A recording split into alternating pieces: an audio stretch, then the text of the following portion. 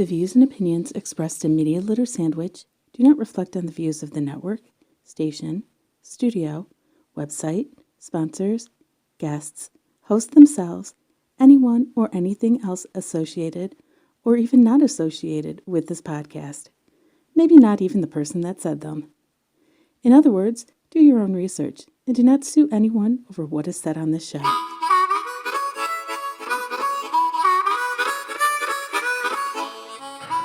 Welcome to Media Litter Sandwich. We're recording from the Foundation Studio at the Foundation Hotel in downtown Detroit. I am looking right now at the TCF Center, once known as Coble Hall. And right in front of me is construction. Hopefully you won't be able to hear it too much.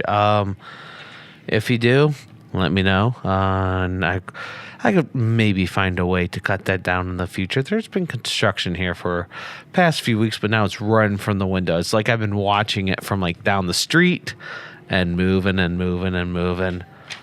Maybe one of these days I'll invest in another camera and have a camera pointing out the window, because I'm seriously looking at a big picture window of downtown Detroit. It's really cool. But let's be honest, I have no idea what these gentlemen are going to do or people going to do. Some of them are waving, some of them are laughing, some of them are staring at me because they have no idea what we're doing in here, which is okay because I don't have a guest today. I did have a guest today, but hey, no call, no shows happen. It's very disappointing, but they do happen. So we'll do a backup topic today. Just because it's backup doesn't mean that it isn't any good, because YouTube is, it's an issue for us content creators. People used to say, I'm a YouTuber, and people still say that, but it doesn't carry the same kind of weight as if you say you're a media creator for social media, because you're now not just on YouTube, you're a podcaster, you're an Instagram model. I don't understand that either, but you're doing Instagram stuff, you're doing that, you're building a community. You're not an influencer. I don't understand the title influencer. I don't understand the title influencer. I don't understand the title influencer. You can't be like, I'm going to be an influencer, and just one day say, yep, I am an influencer, because you're vlogging. You're an influencer if you have a huge following and people pay you to promote their things. I say this from a place of kind of disdain of people writing to events and restaurants asking for free stuff because they think that they're an influencer, and it makes other people like me harder to get press passes. But it's funny when I get a press pass and someone's like, well, I got a following 4 times as big as him. Well, how come he gets one? Because he's media. He's press. You're an influencer. I don't give influencers press passes because they're not press. I always love that response. Every once in a while, people let me know about that. I love those responses. And I do take that as a big compliment. I totally do. So, there's my list. All right. So once again, we are on DV Radio every Tuesday night at 7 o'clock p.m. Eastern Standard Time Zone. That is when you'll hear the brand newest of episodes. You'll hear it streaming on dvradio.net. I'm in the chat room. You can ask me anything. I'm hanging out. If you can't, that episode will be released the following week. Unfortunately, I've been a little under the weather. I've been traveling, so sometimes it's a day or 2 or 3 late. I'm going to get better at that again. But most of the time it's Monday nights. But during the week, you'll have it. And if you follow me, you could subscribe on YouTube. You could subscribe on Podbean, Stitcher, Podbean. I already said Podbean. Spotify. That's it. The spoofy. Spotify. We're on a lot of things. We are. Tune in. We are on a lot of podcast apps. You can go ahead, just download your favorite one and search for us. If we're not on that one, let me know. I will try to get us on it. Or maybe you'll put us on it. That happens too. Sometimes people are like, oh, hey, you weren't on this podcast app. So I copied and pasted your RSS feed. You are now on that podcast app. Well, thank you. So why am I talking about YouTube? Well, YouTube recently unleashed their some more beta stuff. They've been having a beta studio for the past several months, and I decided to try their new uploading service. It was like, hey, look, it's a week in advance. If I don't like it, I can always re-upload it. See a week in advance because it premieres on DV Radio first, and then I can go ahead and put it out and everything else the following Monday. So once I'm done editing, because I edit the audio and the video versions at the same time, and there is an audio and a video version, which there's not that much difference, although I do think people get more on the video version because they get to see me making a bunch of hand gestures and stuff like that. And since I only have one camera, you can pinpoint where the cuts are. One day I'll make the director's cuts or the uncut versions available. Still haven't quite figured out how. Let me know. I mean, if people are willing to spend on a Patreon or something, or let me know, because just because you're like, oh, you should have a Patreon, I'm like, well, would you be a member? Like, how much would you pay? Like, oh, I can't do that. Well, that's not make me decide to put anything on Patreon just to sit there, because that's extra time on my day. I mean, I'm not against it. It's time, and there's a reason why I get behind on stuff already. You need that extra. You need the extra push, and it helps. And most of the time I'm doing this for fun anyway. And it's out of fun. That's what makes things with YouTube and websites so frustrating. Because you got, so YouTube, new uploader. I try it out, and I'm typing in all my stuff. Now, thankfully, when I upload to YouTube, I write the title, the description, the tags. I do all that in a Word document. Actually, honestly, I do it in my email. I make a draft for every episode, and I write it in there because I have to copy and paste it to my podcast seeder and to my website and other places too sometimes. Sometimes I already have it written out for when I send Bo over at DV Radio what I'm going to do. I will, already write down the description, send it to him for him to read it. He messes it up, and then I rewrite it for the for the YouTube /podcast release. You gotta have somebody read your stuff first. When they read it live for the first time, it's kind of funny. So one of these days, I'm going to give them random things to read. I swear. Hi, Bo. So, I do all that. So if it does mess up, so what? I upload it normally. It's cool. No big deal. So I'm doing that, and it's not. I thought everything was saved. Because the video has to be processed first. You know what? I'm getting ahead of myself. Let me start from the. So it comes up. It has like 3 steps. But soon as it's uploaded, like soon as it starts it, the whole window like goes away practically. And I don't like if you say save, the whole window goes away, and I don't know where it's uploading. Does that mean I can close out all my browser? I doubt it. I don't know what tab it's uploading through. I don't see like a reader. Maybe it's on there and I missed it. And also, you might be listening to this in a couple weeks. Today's recording date is September 11th, 2019. So maybe they updated it by now because it is a beta, so it's not finished, although it's by Google. Google never 100% finishes anything, it seems like. And I say that using Google for a very long time, but it's true. Google never 100% finishes anything. None of their products they never have that nice, sleek, done feeling. They don't. I just always felt that way.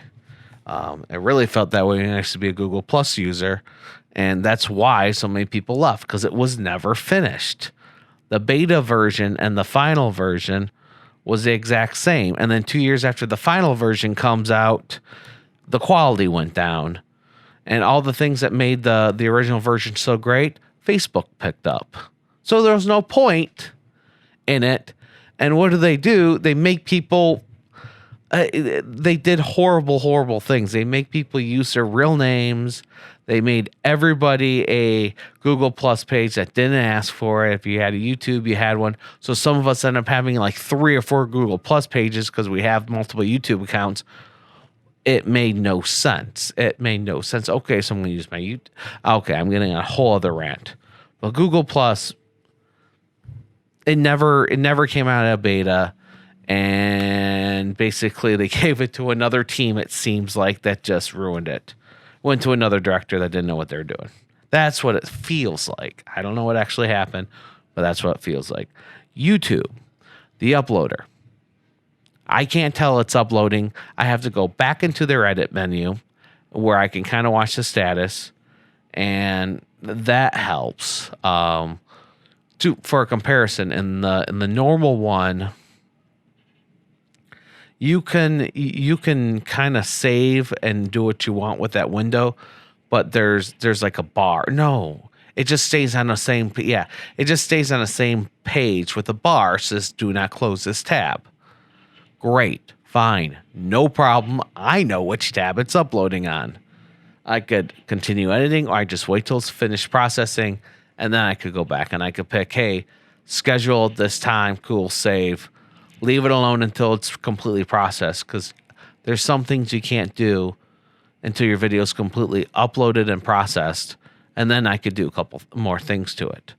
So your video is not done editing until it's completely done and processed.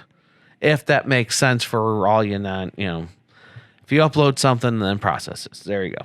So I'm re-editing, so I go through that. I'm watching the status. I'm filling out everything it's telling me I could fill out. Save. We can't save your file. Save. We can't save your file. Try again. Can't save your file. What is going on here? Okay, so I wasted my time. Cancel out. You sure you want to cancel out with unsaved data? Yes. Go to re-upload the video. No, I go to classic video uploader. Classic video view. I go through so I go to the classic studio version, not the beta studio creator, whatever version, the classic version. Go to edit there. The old school version pops up. Redo all it's all just copy and paste, because that's why I do that. One of the reasons. Publish. Everything's good. Promote all over the place. Turns out I was promoting the wrong video. I was promoting the newest video, the one that I said was on a whole other tab. And it was on a whole other tab. Now, whether I clicked that one by mistake, I don't know. But when I realized that, I go back to the first one, and everything was there. There was only 2 things that I did that didn't save. Now, you can say that this is my fault, and it very well may be. I'm not sure. I swear I thought I clicked on it. But that anytime you click save on something and it says you can't save and you don't know what's going on, that is a sad thing of affairs. It is. It's so disheartening. Maybe I should make a support group out of it. I'll just add it to the I forgot to press record support group.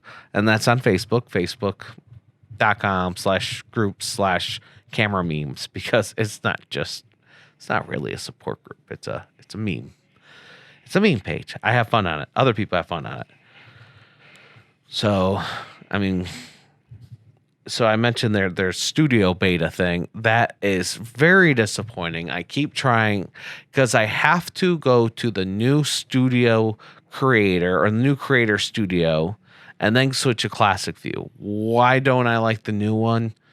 Because I can't just go to video creator or video, look at all my videos and click edit and edit everything I want. It wants to edit title differently, wants to edit the description differently. Just can't bring up a whole new, just won't pop up a window where I could edit every little thing at once. That's what I want to do. Just give me all control. That's a simple thing to ask for. It's my video, give me control. And I will tell you something that YouTube doesn't do, that every professional, when I say professional, I mean corporate or non-corporate, things that you would pay for, video sites that you would pay for to use, which now people do pay for YouTube to use, and people, and heck, I've paid to promote videos through YouTube. So yes, so you would think YouTube be considered professional, but no, because I can't replace a video. I can't simply go to an arrow or go through edit and replace with updated video, which I can, and I have done on other sites, especially for jobs where I'm uploading to an in-company thing, to an in-company video where something major changed, instead of deleting the whole video or putting oh, hey, this is outdated or whatever. I could just edit a new version of it and replace the old version. Same URL, same everything. That makes sense. It's so easy to do. And I feel like I'm in a wide angle just because I thought, because he was my guess was video version different than audio. Yeah, video different than audio. I have a little wider angle than I need just because I was wondering if my guest would show up. That way he could just sit down. But he's not here, so. Hey, more of the studio. Hey, everybody. But yeah, that's what it is. There's no reason for it. Give me the control. I know a few of the reasons. One of the reasons is they're so scared of people uploading things to get past them. Well, if you weren't afraid of freedom of speech, well, no, let me change that. If they weren't afraid of backlash from what the site was intended to do, which is to be a user creator forum, it wouldn't be an issue. It wouldn't. And here we are. We have YouTube channels. There's nothing but archive channels, and creators will re-upload the same videos. Seriously, and some of these creators are pretty popular, but they'll re-upload videos either A, because they had the option of uploading in higher quality, or just, this didn't get many views 5-6 years ago, and I have a more of a following now. People are asking for me to talk about this subject. I think it's a good subject, but they didn't see this video. I'm just going to re-upload it, and some people will re-watch it, and there you go. Since everything's monetized, I will profit from it twice.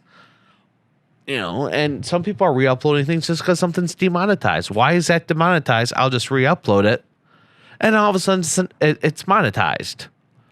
Why? Because for whatever thing in the system that found it not suitable for monetization, it didn't happen this time. Who knows? I mean, there's little tricks there too. Also, if you schedule something and YouTube just somehow demonetizes it because it thinks it found something, you can request for a manual review, and usually, and you can get that. But if you publish it right away and it's already live, you might not get that manual review, because they'll say, oh, we can't do it until you get 1,000 views in 1 week. Why the restriction? You could get around that restriction by asking them to manually review it before it goes live. And you also don't lose any money that way. I don't get enough views to really make a difference. I have not been demonetized, unlike many, many, many people with a lot larger basis than me, a lot larger viewership or listenership than me. But I'm also not promoted at all. I used to be, but this is not, hey, let's listen to Toaden whine. I make no money off of this anymore. I used to, but I make no money off of it. If you do have money to spend it on Smile.Amazon. Again, I don't make any money if you use Smile.Amazon. However, you can send some.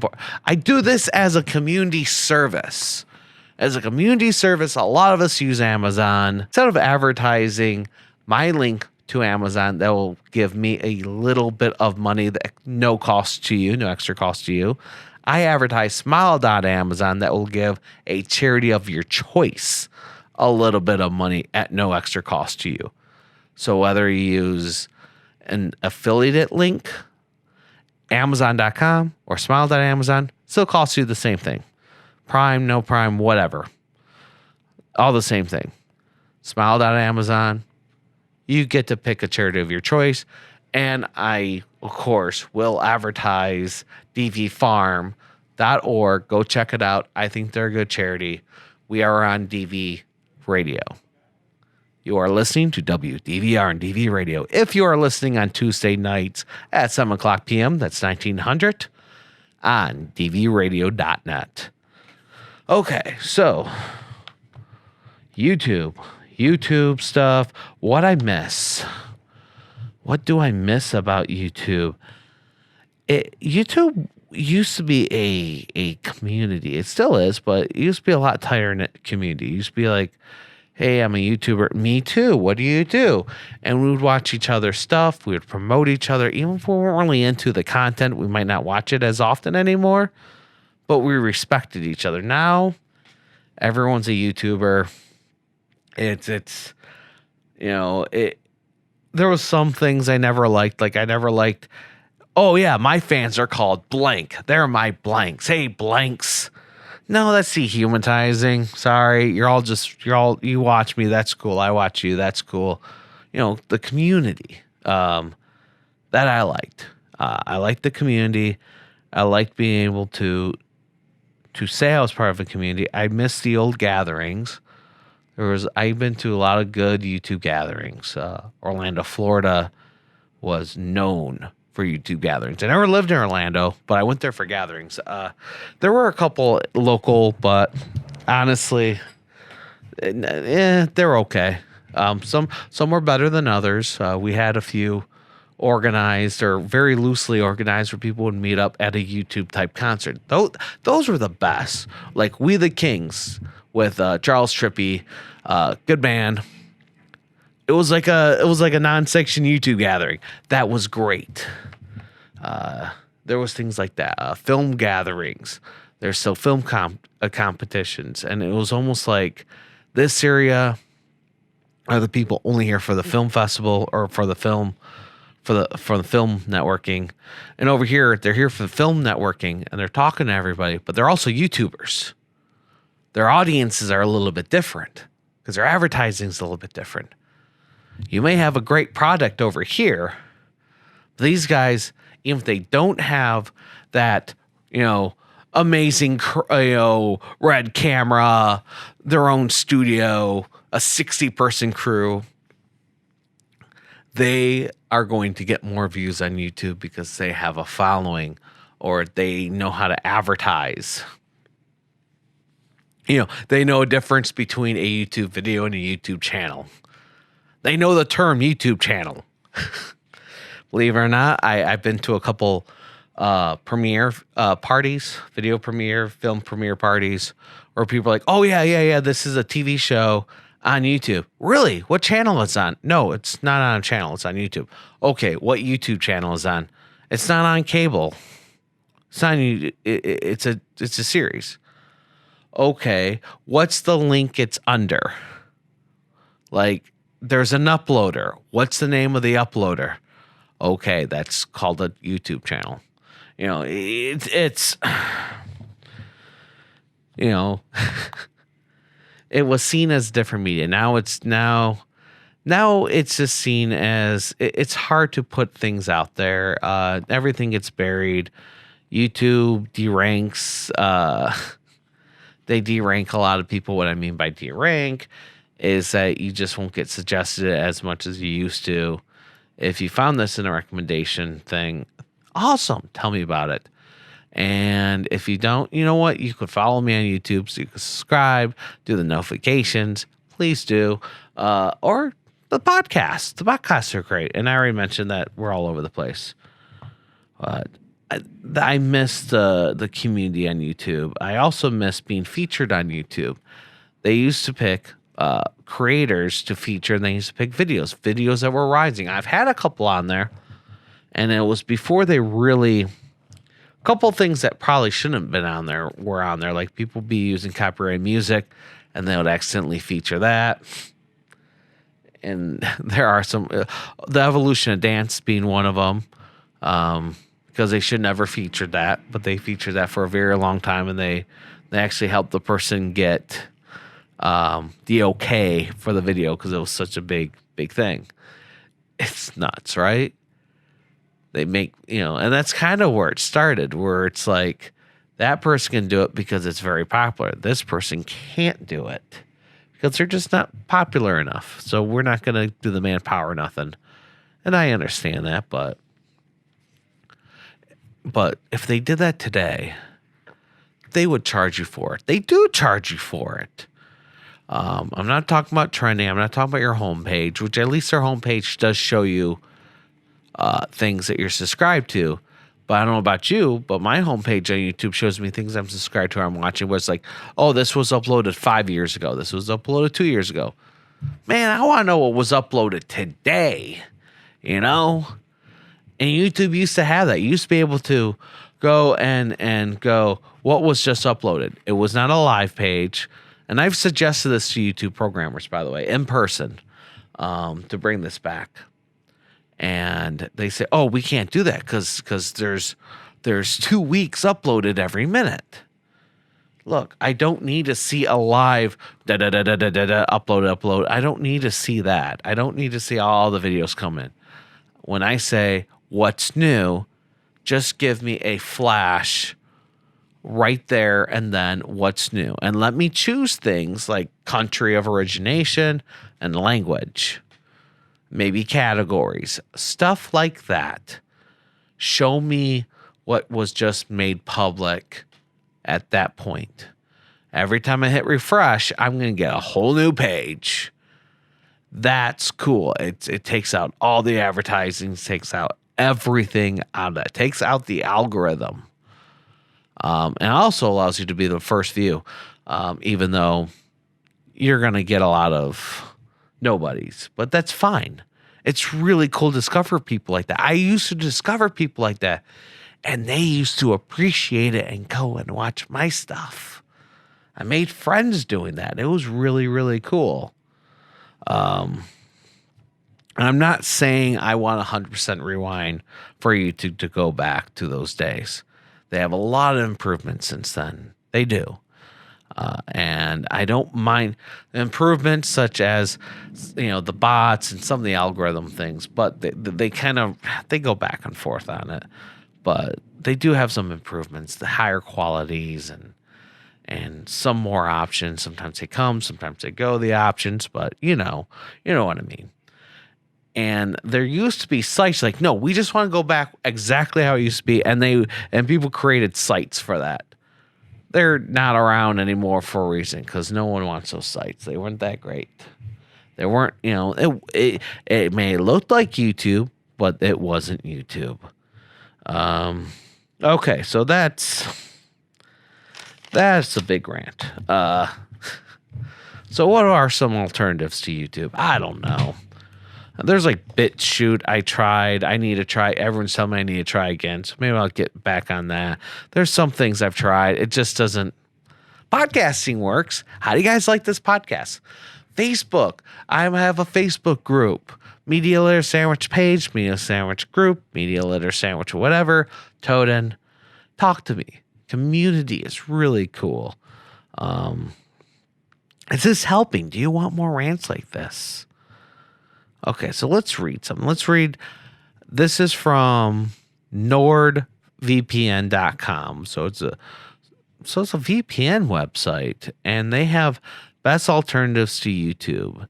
This article was written in July 16th, 2019. So it's this year. It's only a few months ago. It was written by, I know there's an author on here because I read it, Emily Green. So Emily Green wrote this. And it does not mention BitChute and doesn't mention some of the other video sites I keep hearing about it. Okay, so this site is Best Alternatives to YouTube. It was written this year, July 16th, 2019, so not that long ago. The author is, I just had it. The author is Emily Green, and this is on nordvpn.com. That's a little interesting that VPN site's doing Best Alternatives to YouTube, so they might. Let's see what does Emily have to say. You may think that watching innocent videos doesn't give out much information about you, but you'd be wrong. Oh, so this is from, it's definitely from the security standpoint. That's kind of cool. It's time to take a look at your privacy back and look for a video platform that doesn't collect your data. That's a good idea. I do notice a couple of the video sites I'm hearing a lot of stuff about is not in here, like BitChute's not in here. But let's read these. Best YouTube alternatives. Best overall YouTube alternatives. 1.1 DTube, 1.2 Dailymotion. Best for short videos, Metacaf, and 9gag.tv. Best for music lovers, Vivo. Oh, I guess I didn't know that. I know they have a million YouTube channels, but cool. They have their own site. Best for information, Vimeo, TED, and Twitch. Okay. I mean, I think that's the only time Twitch is actually mentioned for inspiration. Huh. Okay. And I don't mind TED, but it's not. TED's not exactly a creator site. Vimeo is, though. I don't hear much about Vimeo no more. They're around, though. They're much more of a professional site. Best for TV shows and movies. VO, VEOH. So VO, I used to be on. I used to use an uploader that would upload me to like 10 sites at once. And a lot of those sites just aren't around no more. VO was one of them. And meaning it's still around, but it was one of the sites I uploaded to. But VO actually kicked me off in 2010. So it was like, yeah, I gotta say it was like 2010, 2011, somewhere around there. VO kicked me off their site. And the reason VO kicked me off was they had a really strict no advertising. It was very strict on no advertising. I was on a podcast at a time, and I'm on a few different podcasts, but I was co-hosting on a friend's podcast. And what I would do is I would do like a 2-minute snippet of a podcast, and I would put it on there. It would usually be like a semi-full conversation or something like that. But yes, it was advertising for the podcast. They said, no, you can't advertise. So I tried putting the full podcast on there. And again, they said, no, you can't advertise. If I put a video on there that said, hey, I'm also on this platform, or you can do this, they would say you can't advertise. They eventually kicked me off for that. So you don't hear me ever advertising for VO. I know I had a host on this show that really liked them, and he's like, you should try it. I'm like, no, they kicked me off. They kicked me off because I set them on their things. Like, they would kick me off. Like, if they're still like that, they could be different. I don't know. But if I was on them right now, they would kick me off because I also advertise the audio versions of this show and DV radio. It just doesn't make sense. What if people are paid to advertise something? That just doesn't make sense. So that's why I don't advertise VO. That's why I'm not on it, because they kicked me off. And really, I would admit it if I was spamming. I wasn't. One video a week, 2 or 3 videos would be mine. And then the one video that would promote the podcast I was on, which featured me, they would say no. That doesn't make sense. Okay, so there's VO. Best for TV shows and movies. VO. No, it's not. Internet Archives video section, never watched it. Crackle. I have issues accessing Crackle now. I do. I would try to watch it on my Blu-ray player, and it would anything Sony. You need to go to this thing and activate your player. I do that and it'll say it's okay, but I still can't access it. So all the Sony stuff, I have issues accessing. So maybe on the computer I could watch it, but besides Crackle, I don't know. Do they have user created stuff? I think they do. I know there's a bunch of them that do now, but it's not the same at all. Okay, and then they go into and they go back over the full list with a little more information. Okay, so DTube. What is DTube? This one's best for privacy-focused video platforms that you can use instead of YouTube. It's completely decentralized, meaning DTube videos aren't uploaded and streamed from one centralized server. Okay, so this is to keep your privacy data. Dailymotion, I was on Dailymotion. Again, I used to use an uploader that would upload to a bunch of things at once until they wanted me to pay, because they're like, you're a professional now. You should pay us $100 a month. I ain't that professional. And also, they were having issues with tags. I put the metadata in there, and then I would have to go back to each individual site and fix that metadata. And some sites actually do that on purpose, so you don't use individual uploading. And I think YouTube was cracking down that too. Like, no, you have to upload to us. You cannot use a third party anymore. What's wrong with a third party uploader? I mean, now I understand you put out a message in social media. You want an independent message on Facebook. You want an independent message for LinkedIn and Twitter, because you talk on all of them a little bit differently. But for a video site, it's going to have the same it's going to have a same description. A video about somebody eating grapes is still going to be a video about somebody eating grapes, no matter what platform you use. Anyways, I was on Dailymotion. It was okay. I don't have time to upload individual, videos to all these individual places. I need a mass uploader. Metcalf for best short videos. Cool. You can look these up on your own. 9gag TV. I don't know anymore. It is, according to this article on NordVPN, it is a go-to platform for social media fans and anyone who's looking for short and funny videos. Cool.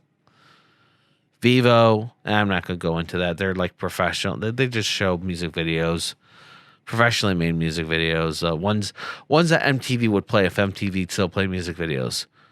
Vimeo is cool. Their description was founded by filmmakers, so it's no surprise it's a go-to platform for creative minds. I wouldn't say creative minds. I mean, it is, but I'd say it's a go-to platform for professional creators with the funds to pay for the services. What does that mean? It means production companies that are trying to sell you a series or sell a subscription to a series, or basically will spend the money for a better quality, video, because things look better on Vimeo than they do on YouTube. That's not even a debate. They do, because Vimeo shows better. They don't use a highly compressed version no matter what you're trying to upload. Vimeo will give you a better compressed version. It looks better. And so people pay extra money so they upload more things to it and have bonus things, whatever. I don't know. So a production company wants you to see their demos in full glory. It's not for, well, I used to have a really good way to describe it. YouTube is for getting fans. YouTube's for getting a following. Vimeo was for getting a job. Vimeo was to display. There we go. Vimeo is to display things. YouTube is trying to grow as a celebrity. Vimeo is not to become a celebrity. It's to display your work. It's more of an artist gallery than come look at me, come look at me, follow me, pay me money, give me free tickets, be my friend. Just kidding. I just want you to follow me. I'm never gonna look at any of your things. That's what YouTube feels like sometimes. I remember being on a bus, or it wasn't on a bus, it was on a shuttle. I was going on a shuttle coming from a party around VidCon. VidCon, there's a bunch of quote unquote VIP parties. I was invited to one. So I was on this bus and I'm surrounded by people a little bit younger than me. That's fine. That's fine.